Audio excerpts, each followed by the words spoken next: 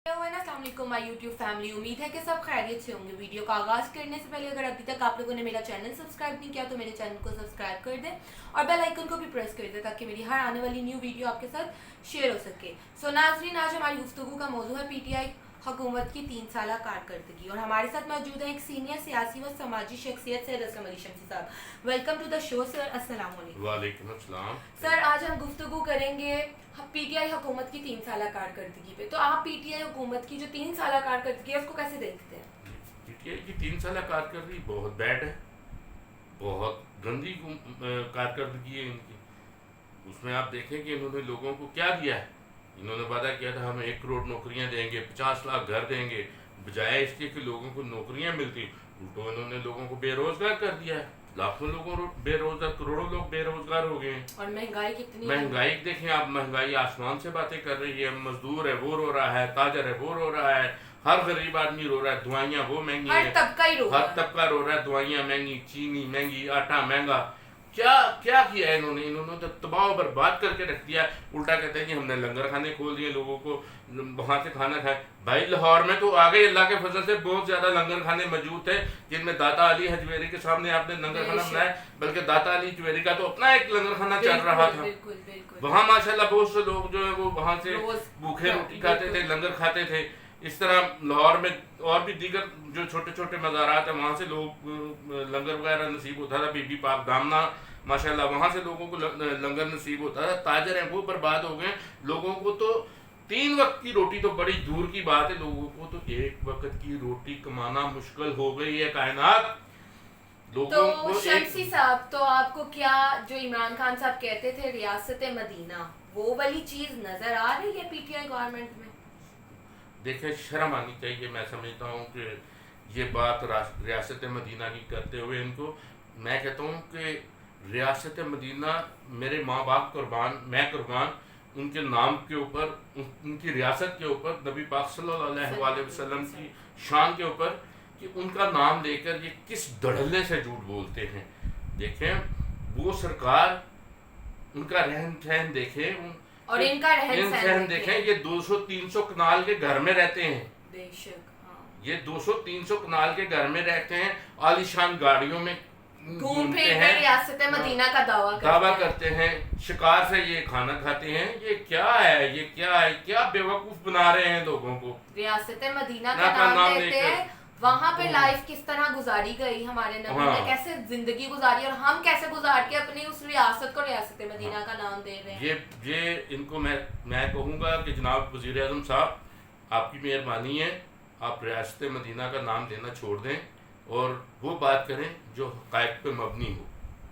तो PTI government की असल नाकामी की वजह क्या नजर आ रही है आपको? क्यों नहीं पीटीआई गवर्नमेंट अपना कोई वर्क कर पा रही, क्यों नहीं कुछ कर पा रही, क्यों इनको कुछ किया नहीं जा रहा है? देखिए कायनात, बात यह है कि इन्होंने क्यों इनके सारे दावे धरे के धरे रहे? देखें जब से ये आए हैं ना, इन्होंने करप्शन नैब खेला है।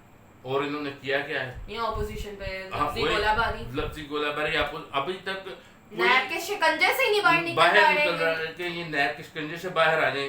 ये उस 3 सालों तक सिर्फ नैब और उससे हासिल वसूल भी कुछ नहीं हुआ कि या तो होना कि जो उन पे इल्जामात लगाए गए उनमें से कोई एक प्रूफ हो जाता, कुछ भी उसमें से हासिल नहीं हुआ।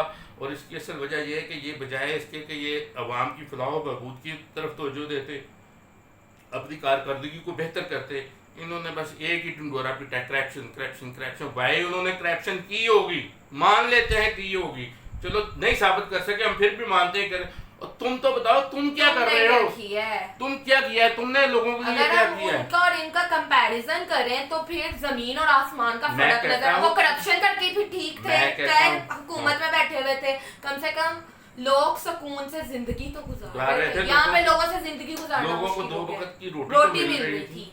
ये इनकी तो आपको इमरान खान साहब का कोई दावा जो वो इतने पहले सियासत में आने से पहले करते थे, इक़्तिदार में आने से पहले करते थे, वो कोई दावा नजर आता है कि उन्होंने कोई फुलफिल भी किया हो? देखिए कोई दावा उनका ऐसा नहीं मैं समझता वो जो नजर आए, सिवाय चंद एक बातों के, क्योंकि जिन्होंने वो सेहत कार्ड बनाए हैं या कोई सास प्रोग्राम शायद शुरू किया है, वो भी बैंक से वो भी पीछे से कुछ Benazir income Benazir support income- वाले को रिप्लेस करके तो नाम आगे दे दिया, पीछे डॉक्यूमेंट्स तो सारे उसी के साथ मुंसलिक है ना। हाँ जी बेनजीर इनकम सपोर्ट प्रोग्राम के थे। इन्होंने देखें, इन्होंने इनकी जो इन्होंने खुद कुछ नहीं किया, उन्होंने अभी तक। खुद कुछ नहीं किया। इसकी जो आप दावे इनके सारे धरे के धरे रह डरे गए के हैं। डरे रह गए हैं। असल में ये इन्होंने पता क्या किया है, इन्होंने जो लोग मुख्तलिफ पार्टियों से आए हुए थे ना, उनकी एक इन्होंने अजादारी वहाँ अपने पार्टी में बना ली है। क्योंकि जो लोग अपनी पार्टियों से, मदर पार्टियों से वफा नहीं कर सके, वो आपसे क्या वफादारी करेंगे? जो हर दिन तो इनके वुज़रा बदल रहे होते हैं। इसकी वजह यही है ना, इसकी वजह यही है कि जो भी आ रहा है उनमें से अक्सरियत ऐसे लोगों की है कि जो उनके ऊपर पहली गवर्नमेंटों में भी कोई ना कोई करप्शन के इल्जाम थे, तो वो आते हैं, वो कहते हैं चलो बहती गंगा में हम भी हाथ धो देते हैं। तो जो इमरान खान साहब थे वो कहते थे कि मैं तो आईएमएफ के पास कभी नहीं जाऊंगा, तो अब ये क्या सीन चल रहा है, अब ये क्या चक्कर चल रहा है? देखें, ये कहते थे जी हम IMF के पास नहीं जाएंगे, हम ये करेंगे, हम वो करेंगे, मैं साइकिल पे जाऊंगा दफ्तर। देखें, अभी ये दावा करते हैं कि जी वो लोगों ने मोटरसाइकिलें खरीद ली, बहुत ज़्यादा हमारी खरीद रिकॉर्ड हुई है जी, मोटरसाइकिलें, किसानों ने ट्रैक्टर खरीद लिए हैं। मैं कहता हूँ कि जी खरीद लिए होंगे, जिन्होंने बेचारों ने अपने गाड़ियों पे थे उन्होंने गाड़ियाँ बेची, मोटरसाइकिलों पे आ गए हैं।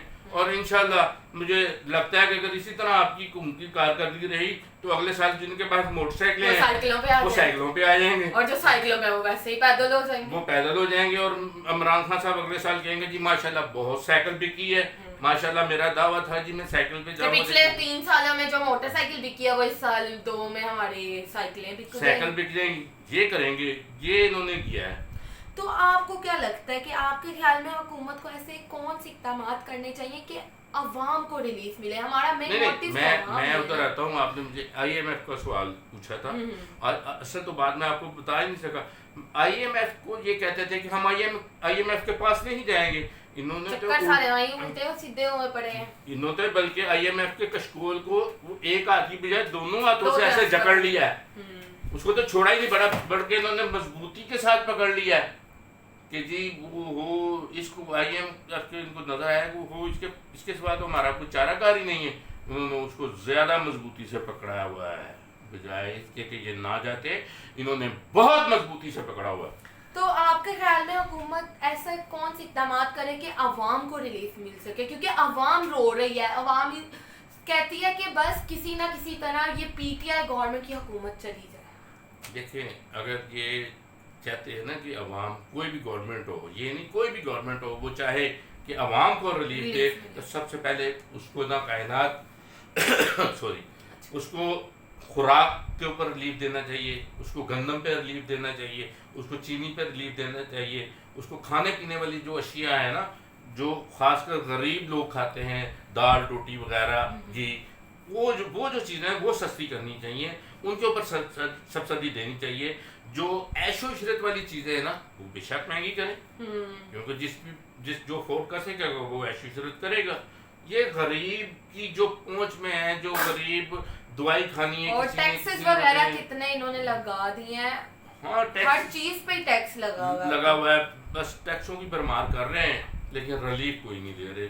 रिलीफ तो सर आपके ख्याल में जो पंजाब में उस्मान बुज़दार साहब की कारकर्दगी है उसको आप कैसे देखते हैं? पंजाब गवर्नमेंट को मैं कहूँगा कि बिल्कुल बहुत बुरी कारकर्दगी। पंजाब गवर्नमेंट का अभी तक कोई ऐसा, मुझे आप कारनामा बता दें, कोई ऐसा एक बड़ा प्रोजेक्ट बता दें कि जो पंजाब हुकूमत ने किया हो, या पंजाब हुकूमत ने बहुत ज़्यादा नौकरियाँ एक कर तो रही है। सिंध गवर्नमेंट पे सिर्फ उंगलियां उठाने का उनका प्रोजेक्ट सिर्फ वही नजर आता है, सिर्फ उनकी कारकर्दगी पे उंगलियां उठाते हैं। खुद पंजाब में उस्मान बुज़दार साहब किस तरह कर रहे हैं काम वो नजर नहीं आ रहा। हमारे इमरान खान वो नजर जो ना वो इमरान खान साहब को नजर आता है। हाँ, वो कहते हैं ना कि अवाम को नजर नहीं आ रहा, लेकिन इमरान खान साहब को नजर आता है क्योंकि उन्होंने मेरा ख्याल है कोई ऐनक लगाई हुई है, जिससे उनको नजर आता है कि स्वाय बुज़दार गवर्नमेंट के चीफ सेक्रेटरी 4-5 तब्दील कर दिए, 4-5 IG तब्दील कर दिए, इसको उधर कर दो, उसको इधर कर दो। उन्होंने इसके अलावा कोई ऐसा काम नहीं किया कि जिसको हम कहें कि जी पंजाब گورنمنٹ عثمان بزدار صاحب کی کارکردگی بہت اچھی ہے، ان کی بھی بہت بیڈ کارکردگی۔ سر آپ کے خیال میں اگر عمران خان صاحب اپنے اتحادی کاف لیگ کے چودھری پرویز الہی صاحب کو وزیر اعلیٰ پنجاب بناتے تو پنجاب کی کارکردگی کیسی؟ یہ بڑا اچھا سوال کیا آپ نے۔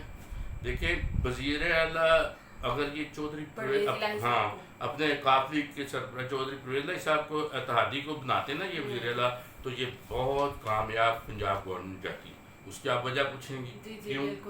اس کی وجہ یہ ہے کہ وہ سابق وزیر اعلیٰ بھی رہ چکے ہیں، ایکسپیرینس ان کے پاس وہ تھا، اور بڑی اچھی ان کی کارکردگی رہی تھی۔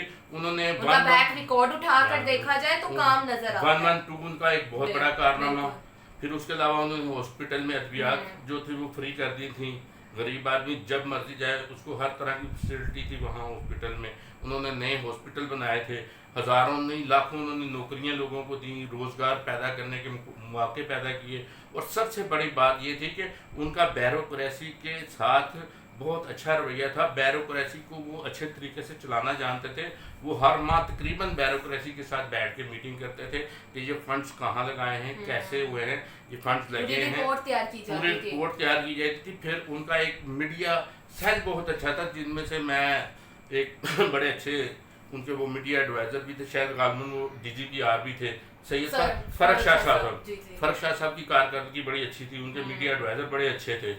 تو اس طرح انہوں نے بہت سے کارنامے کیے، اور اس کے علاوہ ایک منجھے ہوئے سیاستدان ہیں، ان کو پتہ ہے کہ ہم نے گورنمنٹ کو کیسے چلانا ہے، لوگوں کے ساتھ روابط کیسے رکھنے ہیں، عوام کی کیا صورتحال ہے، اس سے وہ بہت بہتر وزیر اعلیٰ صاحب ہوتے ہیں۔ تو شمسی صاحب آپ کو کیا لگتا ہے کہ عمران خان صاحب اگر بزدار صاحب کو ہٹا کر وزیر اعلیٰ ان کو لے آئے پرویز الہی صاحب کو، اگر ان کی ریپلیسمنٹ ہو جائے تو پنجاب میں کام ہوگا؟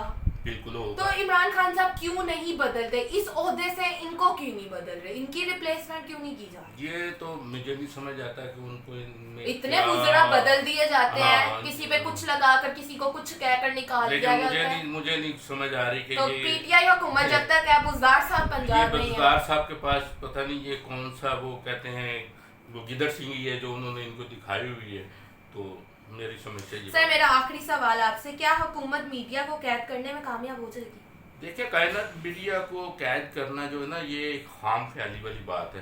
یہ تو بڑے بڑے آمر آئے ہیں، وہ بھی میڈیا کو قید نہیں کر سکتے۔ دیکھ لیں آپ پرویز مشرف صاحب آئے، ضیاء الحق صاحب آئے، اس طرح اور لوگ آئے۔ بہت کوشش کی گئی، بہت ادوار میں کوشش کی گئی کہ میڈیا کو ہم یوں کر لیں، اپنے کنٹرول میں کر لیں، ایسے کر لیں۔ ان کو یہ سمجھ آنی چاہیے، یہ تو گورنمنٹ کچھ کر بھی نہیں رہی، جو پیچھے گئے ہیں۔ عالمی سطح کے اوپر میڈیا کا ایک پاکستان کا میڈیا کی آزادی میں ایک بڑا اچھا مقام ہے، اور ان کو یہ سمجھنا چاہیے بات، یہ میڈیا کو کنٹرول کرنے والی جو خواب ہے نا وہ دیکھنا چھوڑ دیں۔ میڈیا ایک آزاد ادارہ ہے، اس کو آزاد ہی رہنے دیں، کیونکہ جب آزاد کوئی ہوگا تو وہ آپ کو بتائے گا کہ یہ آپ برا کر رہے ہیں، یہ اچھا کر رہے ہیں، نہیں تو سب میاں مٹھو ہی بن کے رہ جائیں گے۔ یہ جی سرکار والی بات نہ کریں۔ تھینک یو سو مچ شمسی صاحب آپ کے ٹائم کا۔ Thank you. سو ناظرین ملیں گے آپ سے پھر ایک نئے موضوع کے ساتھ، مجھے اور شمسی صاحب کو دیجیے اجازت، اپنا رکھیں بہت زیادہ خیال، اور ہمیں فیڈ بیک ضرور دیجیے گا۔ اللہ حافظ۔